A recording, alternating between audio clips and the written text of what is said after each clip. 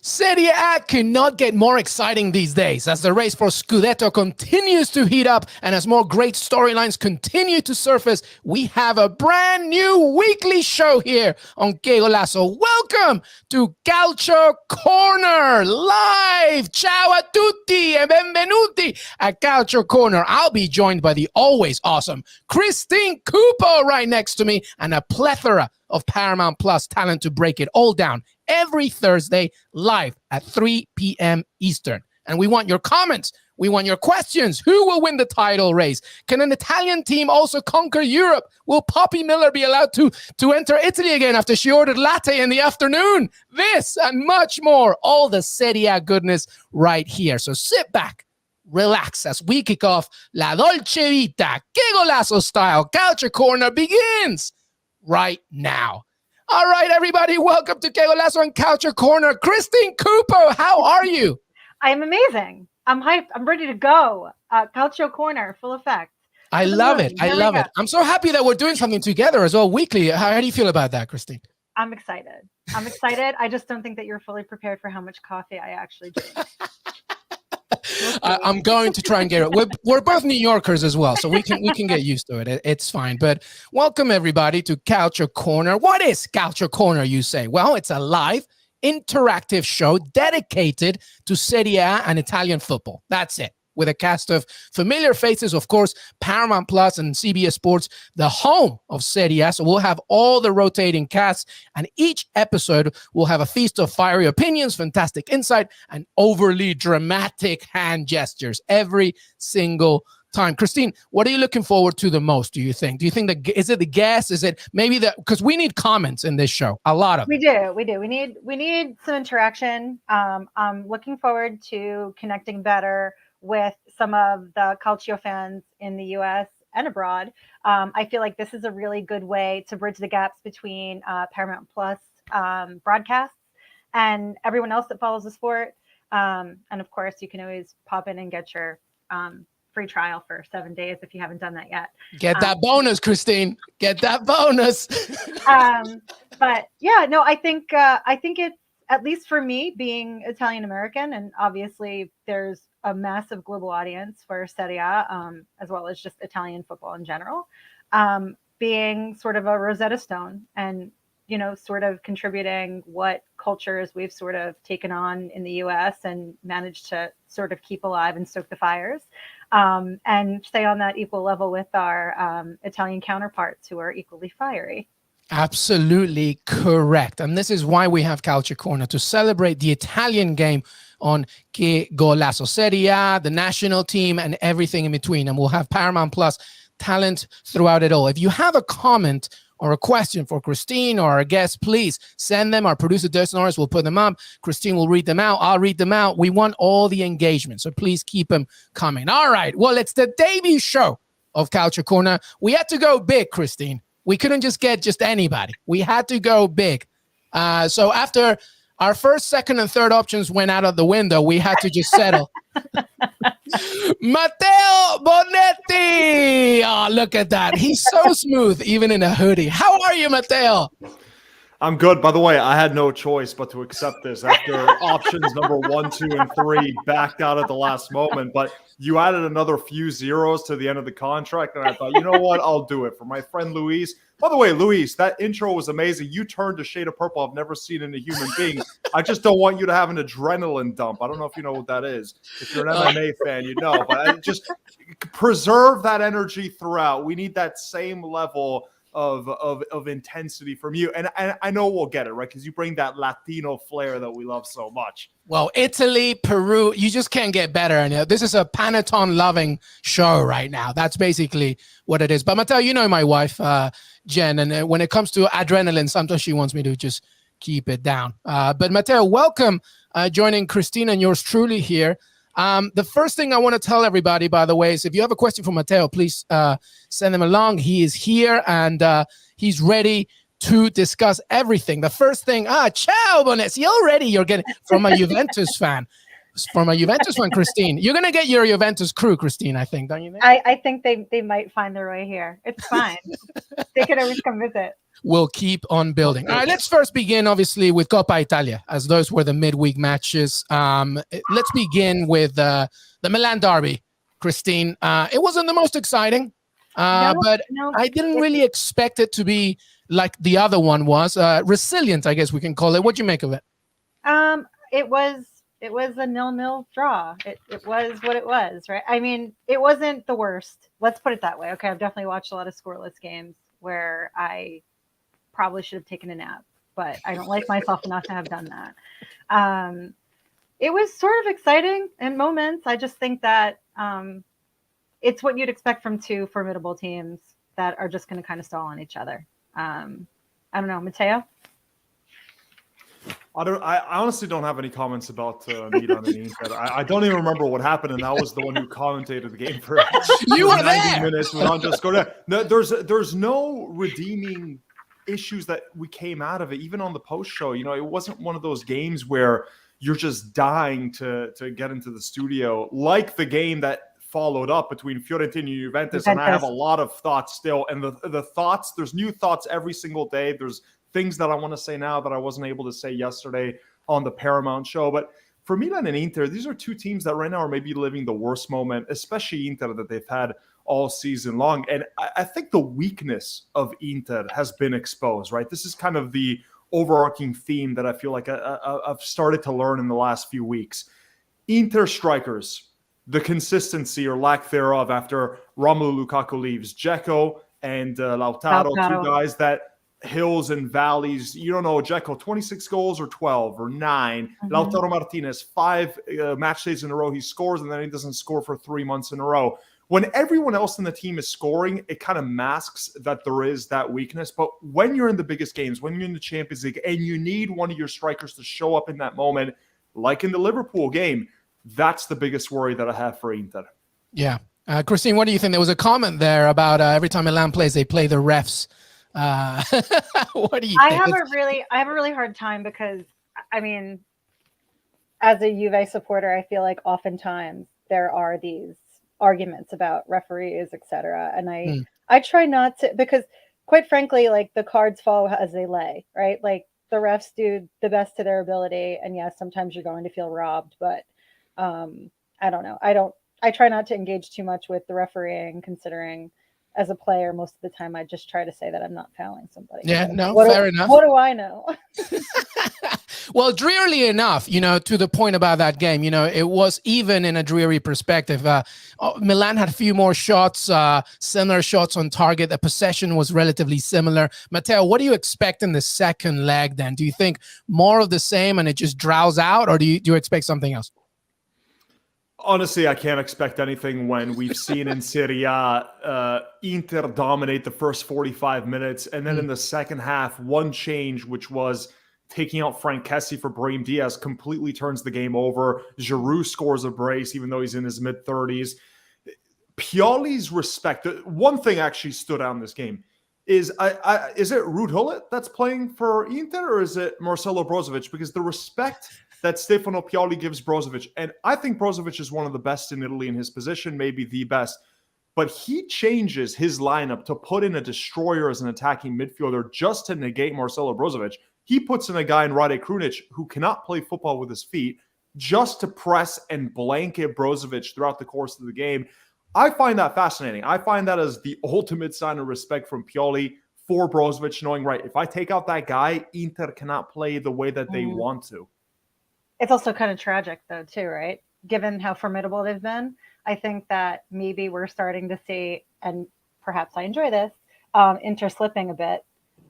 Maybe they're not as strong as, I mean, I give them too much credit in the beginning of the season. I would like to think that. Well, did you give them credit in the beginning of the season or midway through? Because last summer, maybe August, September, I don't remember anyone really picking Inter as the Scudetto favorites. I think we were all pretty much clueless about who was the front runner, the leader. I thought it was going to be Juventus, I'll be honest. Yeah. I Especially because of the takeover of management. You just didn't know what you were going to expect, of course. Go ahead, Cece. Sorry to jump. No, that's okay. I think that for a little while I thought, hey, maybe there could be a repeat, and then I also sort of started to tap Napoli on the shoulder because I think I might have actually jinxed them because they were doing so well, and then I said, Napoli could win this, and all of the Napoli fans came out on Twitter to tell me that I need to be quiet because they started losing right after I said that. Well, we're going to get into it because obviously Napoli and Milan face each other in Serie A. But Matteo, there was a question about, the challenge from Skriniar on Giroud, on Olivier Giroud. Did you have any comment on that one? Yeah, so the Italian media and the Gazzetta, especially that reviews these calls, they called it a borderline penalty incident. That was the view of the Italian media. The Gazzetta says that it was very close to a clear penalty, and they suggested that it was not given because of Giroud's theatrical fall to the ground. Now, I always find it difficult to assess a player 6'4", right? This reminds me almost like Shaquille O'Neal, the treatment that he got, right? Where you can knock him a bit harder because he's such a big guy. Giroud, 6'4", you can really go into him. He's not going to fall over like Brahim, like a feather fell on him. He's, it takes a lot to get Giroud to the ground. So maybe that's what the referee was thinking is, hey, this is such a big guy. He shouldn't have gone down to the ground that easy. See, I'm big, but I also go down to the ground easily every time. So for me, it was very hard to call any fouls on me as a referee. It's height, weight mass, also balance as well, right? Zero balance and strength. You are a tall guy, though, dude. You are a tall guy. That's right. Did you make anything of that challenge? Because sometimes I feel that it's unfair that bigger players are being, judged differently when it comes to a challenge, I guess, just because they're big within themselves. To your Shaquille O'Neal point. That was to you, Susan. Oh, for me? Yeah. I mean, I'm a shorter person. My center of gravity is lower. I'm less likely to go over. It's true. I take down big dudes. I think maybe sometimes that perception would be important because you do have to take into consideration that, if I go 5'4" me, or there are Italian male players that are my height and slightly taller. They're going to go flying if Giroud even slightly nicks them. So. Yeah. It should be a consideration. I think that was a little bit hard, but yeah. Well, listen, let's do something fun here. And I'm asking everybody, call to action for everybody watching. Just play a fun game here. Who's coming out through to the final, Milan or Inter? Matteo, what do you think? If I'm just quickly asking you, just, you don't have to add too much context into it, but judging from the first leg, what do you think? I'm going to say it's Inter on one side and Fiorentina on the other. Interesting. Christine? No, flip that. AC Milan. Well, yeah. AC Milan on the other side, and let's get to that second game. It was almost going to end 0-0 in this game, but there was an own goal in the first minute after stoppage time, Christine Cupo. Obviously, a very happy Juventus fan here. What'd you make of it? A beautiful cross by Quadrato. As always. Unfortunate for Fiorentina. They put up a good fight. I don't know.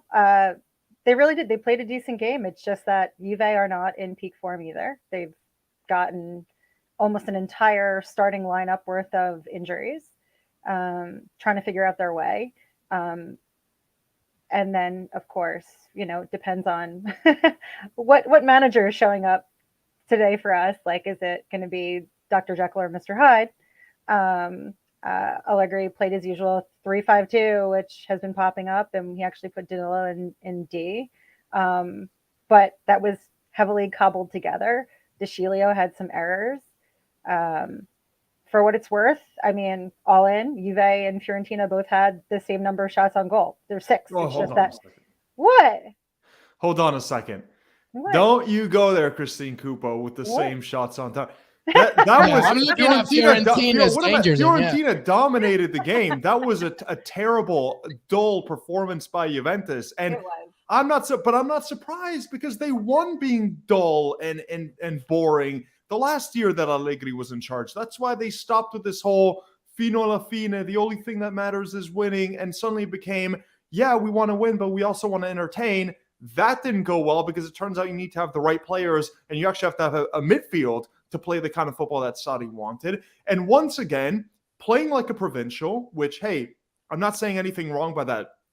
Inter defended and played on the counterattack all last season with Lukaku, long ball over the top, or as they say in Italian, palla lunga e pedalare, and it got them a Scudetto. So Juventus can win trophies playing in this style. It works in Serie A. Allegri can win in this style. But as a Juventus fan, Christine, at the end of the day, you watch this sport to also be entertained, right? Yes, I do. And there's nothing entertaining except the... And you just got Dusan Vlahovic. Yeah, Come but on. that's the thing. Dusan Vlahovic is like you have a Ferrari... And Allegri is in second gear going the speed limit in a 30. I will just support one thing before you go, Chris. Just one thing to support what Matteo was saying. Fiorentina had 22 shots, 6 on target. You need more possession. The fact that Juventus ends this game 1-0, which was an own goal, by the way, is kind of amazing. So absolutely, especially with the completely in shambles defense. There's no reason that Fiorentina shouldn't have gotten a goal, quite frankly. Right. Okay. So you have that aside. I wish I could disagree with Matteo. I don't. I'm just a little bit more optimistic. But no, they aren't great. They haven't been great in a minute. We do have Vlahovic now, and he's not getting proper service, so that's certainly a problem. Midfield, if there is one. And Fiorentina just played smarter. It had Milinkovic and Igor on Vlahovic, making sure that he was consistently shut down. It was smart. They played smart. They did. They played the better game. Unfortunately, the way that the game has been designed, own goals still count as goals. So let me ask you this, Christine. If you could swap Allegri for Vincenzo Italiano, would you do it? Yes. Okay. Just straight up, but for the reason that Matteo was saying, because of the excitement of the football. I don't think, I could never take the credit away from Vincenzo Italiano. I do love his vision. I like the way that he wants football played. I personally, and I know this goes completely against the fact that I support Juve. I like aggressive, pressing, sexy football. Okay, you can only go so far being a heavily defensive side. It gets boring. Does it win? Yes. Is it safe? Yes. Nobody wants safe. Nobody wants safe. Safe isn't fun. Safe isn't fun. I like that. Let's put that as a motto. So you have obviously Juventus going through against AC Milan. I'm imagining, of course, Christine Cooper, you have Juventus winning this whole thing. Yeah, I think they'll do it again. Matteo? No, I don't even have you. I think Fiorentina, with the way that they played, they could have scored. I mean, Icone came so millimeters close to scoring on 2 occasions, completely did what he wanted with Matteo De Sciglio. The one defender, by the way, De Ligt, he really, I thought, played a very good game. The biggest problem is the best midfielder on the pitch was once again not one wearing the Bianconeri colors. It was actually Lucas Torreira, all 5'6" of him for Fiorentina, actually getting to play in a system where he can press forward and there's so many quick passes. I think it's going to be Inter winning the whole competition. We still have a lot of football to go, and I'm not putting money on it. I can't, by the way. I'm not allowed to bet on these games, but if I was a betting man, I would not put money on it. Well, the second leg is in April, for that game specifically, Juventus at home to Fiorentina is April 21st. So like you said, there's a lot to be played. Call to action, everybody. What do you think? What's your final in Coppa Italia? Who's winning this whole thing? Because some of you can put money on it. So, let me know. What do you think? All right, let's move on here. We're going to take a break, by the way. When we come back, we're going to discuss a little bit of what Marco Messina has been up to, by the way. My God, can you my goodness, what a great little gift you get when you get this job. Marco, Italy. After the break, we'll do that, and then we'll preview a really huge game. Napoli against Milan this weekend, Inter Salernitana, Roma, Atalanta, and much, much more. Calcio Corner, Matteo Bonetti, Christine Cooper. We'll be right back. Our world has been transformed into an alternate reality. Time has been broken. To save the future, we have to repair the past. We are at a fork in the road. 2 futures. We need to help each other. We're stronger together.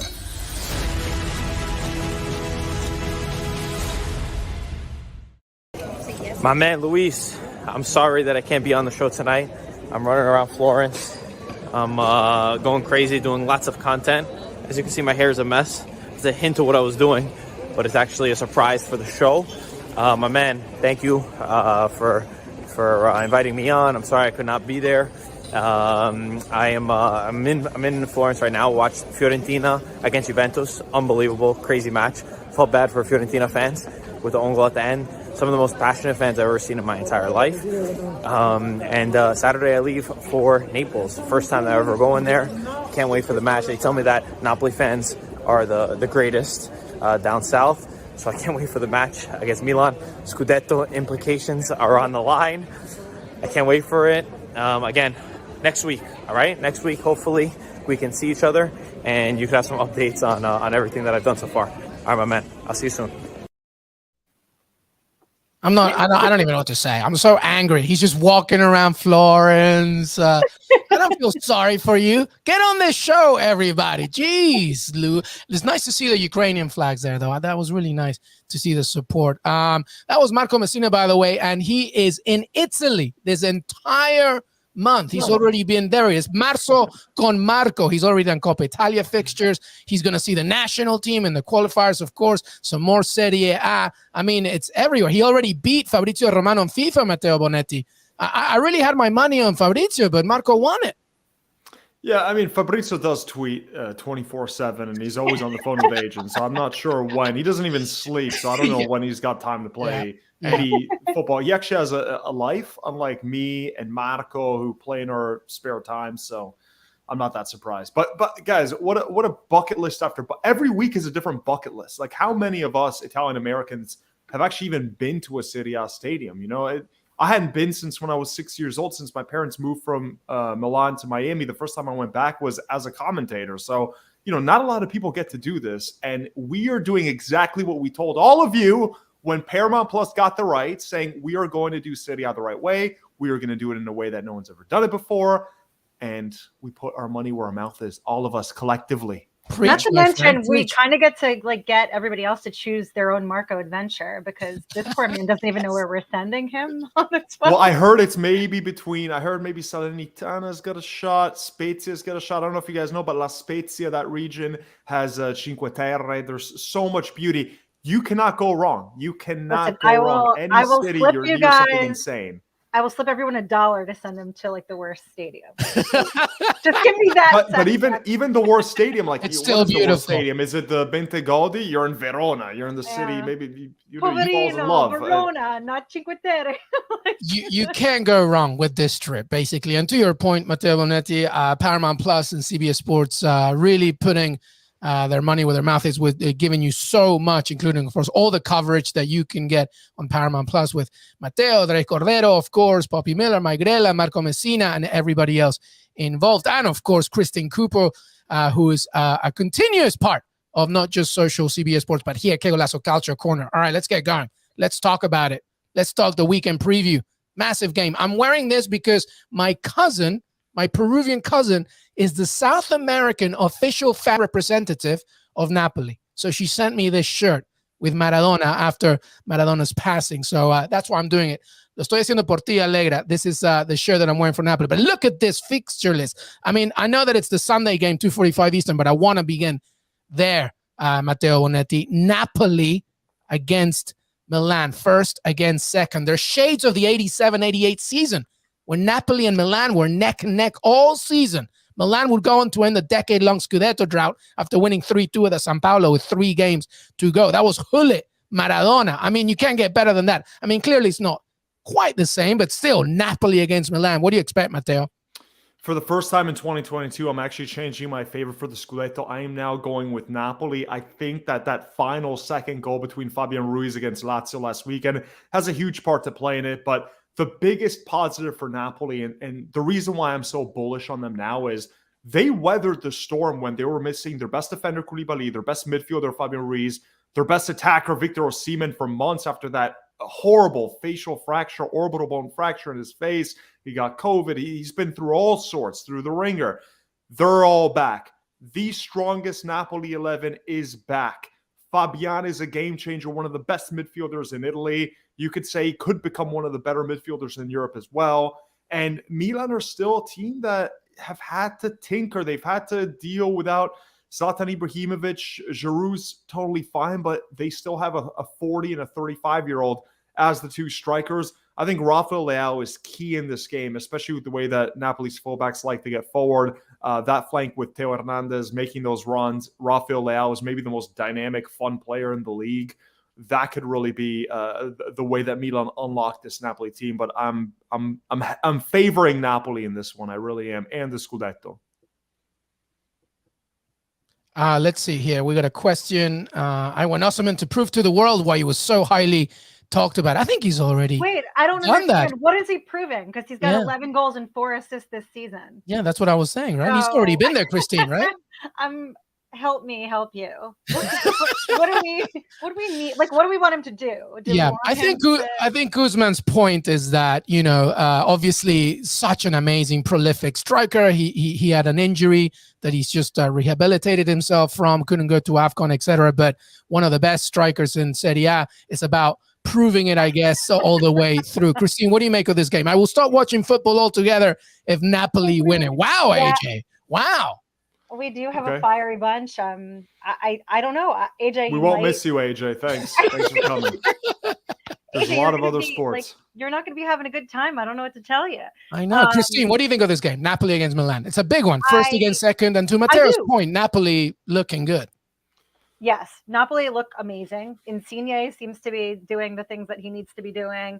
Fabian Ruiz, Mertens, Zielinski. Like, I think things are good. Things are looking on the up and up for them.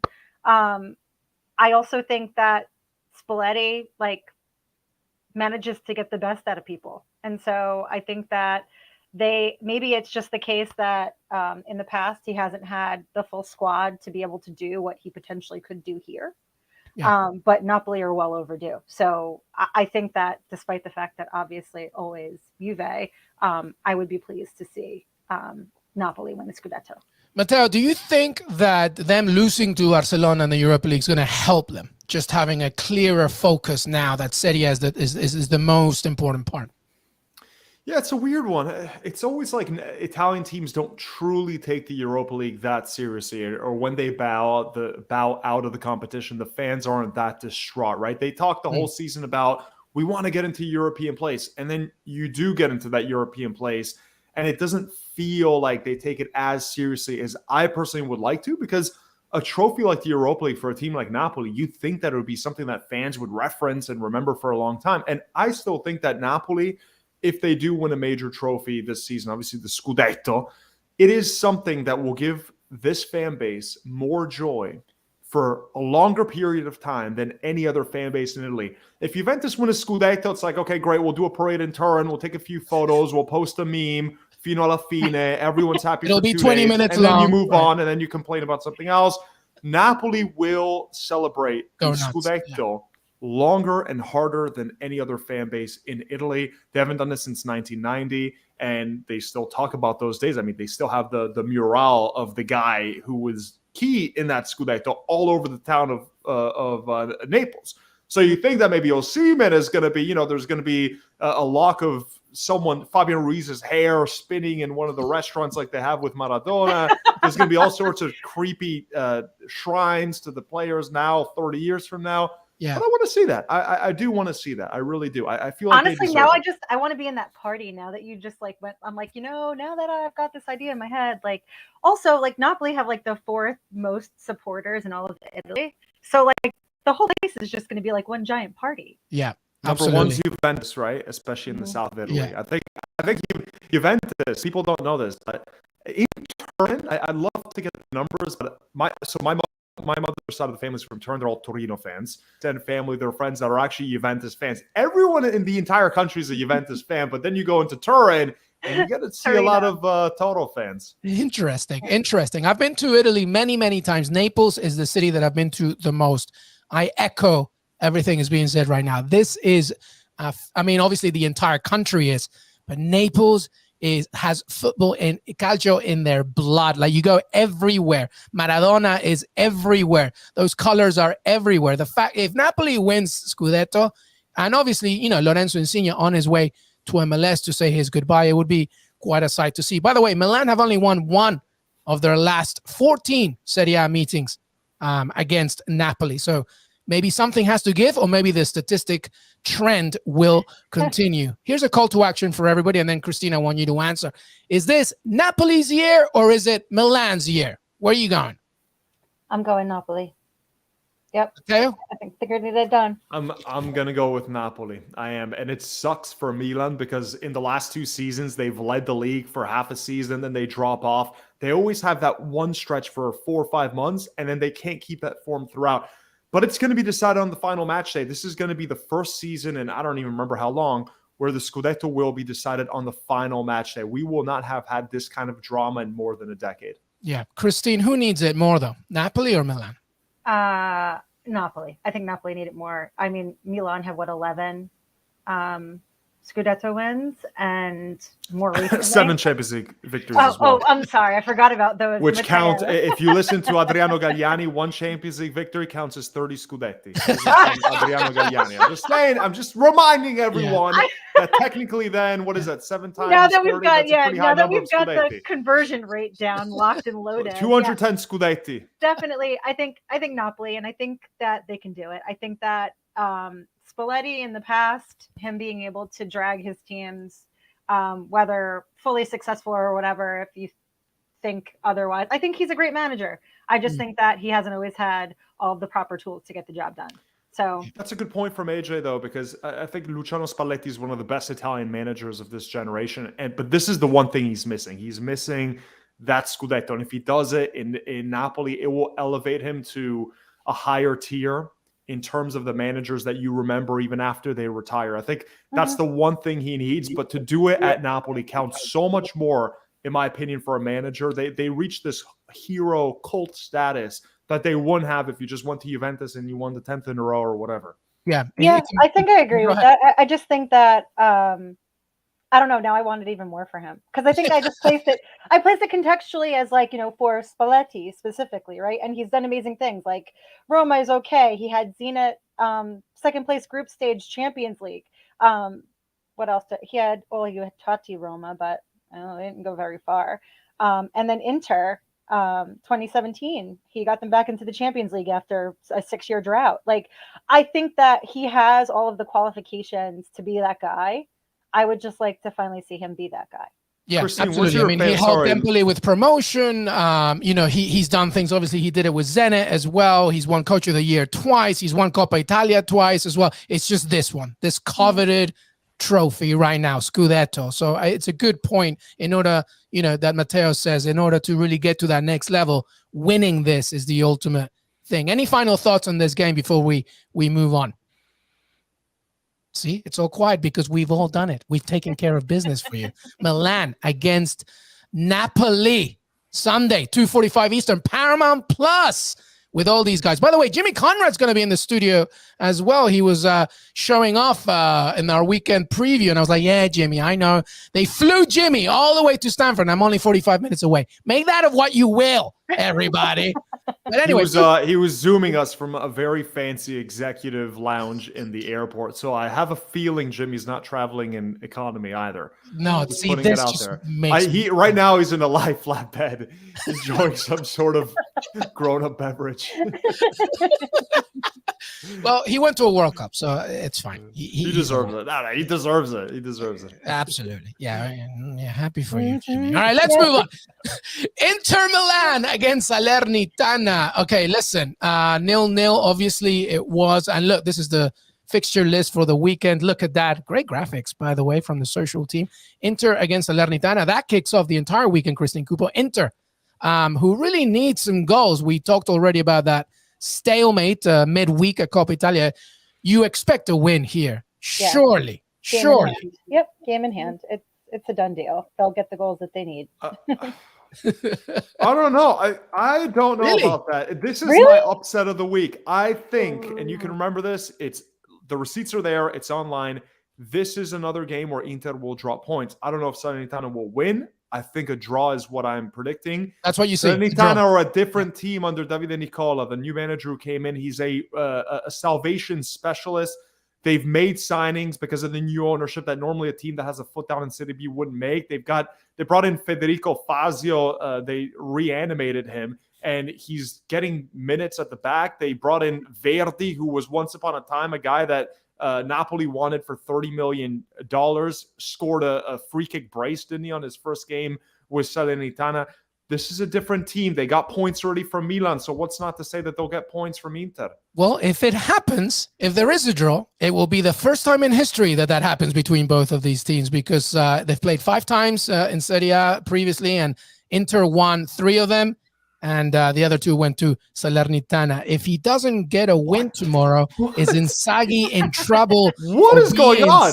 Sacked? Are you kidding me? Okay, well, both of you jump. Matteo first, as he's our guest. What do you think? He's like potentially manager of the season. He might win the Scudetto. He's going to get sacked. That would be the most insane decision ever. This is why it's not his actual name, and it's YRNFormule.e. Guys, everyone's lost their mind. People are talking about Stefano Pioli. See the guy to take Milan to the next level. Milan are at the top of the table with Napoli. Like, what am I missing? Inter have a game in hand. If they win that game in hand, they're right there at the top of the table. We're talking about Inzaghi getting sacked. Yeah, well, this is football fandom, Matteo Bonetti. Christine, what do you think? It's a fandom. It's insanity, Luis. I've never heard anything like this. Same thing, all gone nuts. As a Juve supporter, I have, in fact, heard exactly. I feel like Calcio supporters are very, very reactive. And depending upon the fan base, speaking for myself, you can have very, just bratty, petulant children as supporters, because you expect that we're always going to win. And so you sort of get these swingbacks where the slightest deviation from plan, or what you see as being another league title, people lose their mind. Bless you all. I appreciate it, because it makes things spicy. Even if it's content, right? Yeah. Even if I think you're a little unhinged, I love you all just the same. But, bring on the craziness. By the way, whoever asked that question, I just want to say, first of all, Inter Milan are 3rd, but they have a game in hand and only 2 points behind Milan and Napoli, and they're still in the Champions League, ready to face Liverpool. So if they sack him, it has to be because of some hidden weird video that's not out yet. But that's right. All right, Vincent, what do you have for me? What do you guys think about Inzaghi decision making when it comes to subs? Matteo, shaking your head. I don't like criticizing managers for substitutions. It's something I always try not to do, because from our vantage point, it's like, oh, why would you take him off? This is such a negative change. It's like, you don't know what the player's going through on the pitch. You don't know if he's motioned something to the trainers. These coaches know how many minutes the players have in their legs. They've seen them throughout the week in training. It is one of those things that I find is so easy to criticize on social media or whatever. But as a commentator and talking to a lot of ex-players, the one thing that I've always been told is, please refrain from criticizing substitutions as much as the media normally does, because this is normally something that's done for a reason that we don't know. Now, if it is a purely tactical change, sometimes it's the manager admitting he gets it wrong, right? So Frank Kessie starting in the Derby della Madonnina against Inter, that was blatantly wrong from Pioli, identifies it, makes the correct sub. Now, if a player who's doing well or who's the star is taken out in the 70th minute, normally that's due to fatigue. That's not due to the player coming on is probably going to give more. And that's what happened with Inter and Coppa Italia. All the subs came in the last 10 minutes. They're playing every 3 games now. Like, you can't criticize subs, in my opinion, as much. Yeah. Christine, go ahead. About Romagnoli being subbed off at the 26th minute, and it turns out that he had an adductor potentially injury. And so, but the internet went wild over that. So to your point, Matteo, yes, like everybody's very volatile and reactive in terms of criticizing subs on off or otherwise. I think that if anything, the only valid criticisms are really maybe they should have subbed someone sooner, later, timing was off, strategy seemed a little bit shaky. I think that those are all valid, but I think unless you're actually sitting inside that particular manager's brain at that moment, like some real well, at least there was a more measured question on the first one about sacking Inzaghi, so we'll give them that. All right, well, so you say a draw for Inter Salernitana, Matteo Bonetti. Christine Kuba, dare you give me a score, an exact score prediction? I'm gonna go 1-0. Okay, 1-0. All right, I'm gonna go with a continuation of no draws in this fixture. I'm going to go with an Inter win. By the way, Inter fans, Inter have requested for Lautaro Martinez to not feature for Argentina in the World Cup qualifier, since Argentina are already at the World Cup, and hoping that they can keep him. So keep your eyes peeled on that one. All right, Romo, Roma, Atalanta. Hey, Roma's going on a little bit of a streak here with Jose Mourinho. Hasn't lost in the last 6 games, playing Atalanta. Christine, let's go with you first. He's still suspended from the sideline, so you won't see him. Maybe that's why they're doing so well. But Tammy Abraham is doing his thing. Roma haven't lost in the last 6. What do you see in this game against Atalanta? I think it's going to be a hard go for them either way. At home. Yeah. I think that they're if Atalanta show up as they have been, Roma's going to have a hard go. And yes, I know they've had nothing but wins and draws in the last 6, but I don't know. I feel like for me, when it's like, unbeaten, like, yeah, but like, what was the quality of the draws? I don't know. I feel like they're not the squad that they could be. And at least they haven't been playing as it, but I also am not, full disclosure, I'm not an anti-Moo. You're not an anti-Moo. Yeah, like I feel like people are it's very divisive with him in terms of him managing and otherwise. Like I certainly have criticized him, but I'm not anti. So you don't say that it's divisive. My goodness, you're not allowed to say anything about the guy, or else the Twitter army will come for you right away. Yes. I had said at the beginning of the season, I have questions. And I think those questions are pretty well founded because a lot has happened since he left Italy more than a decade ago. I've known people who have worked with him. I've heard the stories from behind the scenes. I've heard about how locker rooms can get divided when he's in charge. So I say that having known information, a lot of information, especially from a few clubs that he's recently managed. Now, yes, they're undefeated, but let's caveat. Draws against Sassuolo, Verona, and Genoa, which isn't ideal. Another caveat, they should be getting better. That's what you're expecting to happen. All the excuses are always for Roma saying, but this is a transition year. We're in a rebuild. You have to give Mourinho time, as if Mourinho ever sticks around for longer than 3 years, as if next year's guaranteed that they're going to make a top 4 with the parity that we now have with the top 6. This is a tough fight, but this is where you want to see baby steps from Roma saying, right, we will slightly improve from last season under Eusebio Di Francesco, became the fall guy. I still think he was treated very poorly. I think that Mourinho gets a lot more breaks, especially from the fans, than Eusebio Di Francesco ever got. This is going to be an incredibly tough game against a resurgent Atalanta. And great point, Joel Jimenez. They have been rebuilding. It feels like every year is a rebuild. Mourinho said that they're paying the price for these different owners, misspending of money. They've also gotten unlucky. Okay, I'm not going at Roma, but I will give them a break and say that I think Tammy Abraham has had hit the woodwork more than any other player in Serie A. Yeah. Had he converted those chances, he'd be at like 20 goals already in the league. He still has 12 despite hitting the woodwork so much. They have the highest expected goals compared to what they've actually scored out of any of the top teams. That's another thing that, I'm not really a big XG guy, but you can use it to tell a story. And I think that story is that Roma have been the most misfortunate team out of the top 8, let's say. Yeah, after failing to beat Atalanta in the past 7, they did end up winning the most recent one as well. So history, at least recent history, favors them. But regardless about the building or whatever, this is a big game for them. If you look at the actual table, they're like, right now Roma is in a Conference League spot, of course. Atalanta right above them. I mean, look at that, right? So, and obviously Atalanta, Christian Cupo has a game in hand to Juventus, and they have a better goal difference as well. So this is big for them, visiting Roma. Let's do one final prediction for this game as Roma and Atalanta face each other. Christian Cupo, what do you have? 2-1 Atalanta. You see it. So if that happens, and who do Juventus have, by the way, coming up? Because Juve are playing. Come on, brain, do the thing. I know this. Why am I not? Spezia. Yeah. Okay. So, things are getting, and they're at home. So that should be, hopefully for them, a win, but it's very tight. What do you have here, Matteos? Roma and Atalanta face each other. Recent history, the last game has Roma winning, but to your point, even though they're 6 undefeated, there's been a few disappointing draws. What do you have in this one?